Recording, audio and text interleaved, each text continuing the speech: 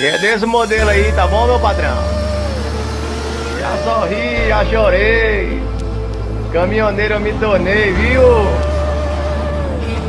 Meu pai queria doutor, minha mãe queria engenheiro, mas a força da bomba injetora que batia no lugar do coração dizia que era pra ser caminhoneiro, era pra correr sentado com o joelho dobrado.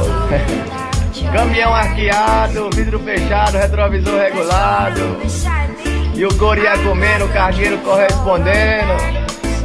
Tá um par de bonita forma ali nas madrugadas, né, cara? Capa 10 ligando, o sonzinho no caminhão ia tocando, bandeira do GP do lado representando. Aí a boca ficava boa de luxo. Eita!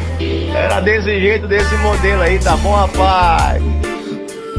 Entregava as cargas no horário combinado ali, descarregava, carregava de novo e carregava novamente. Deixava preocupado os parentes, 2 pilas na mente pra não dormir eternamente. Drogado não, chofé caminhoneiro por amor e profissão, viu? Com certeza aí, é nós aí, transportando o progresso desse país, sendo humilhado, pisado, chicoteado, mas com certeza pelas crianças ali, né, sendo admirado. Sendo bem falado, mal falado, não importa. O que importa é que nós bota pressão e nós amamos essa profissão, né? Fala comigo aí, ó, chofé de caminhão. Tudo de bom.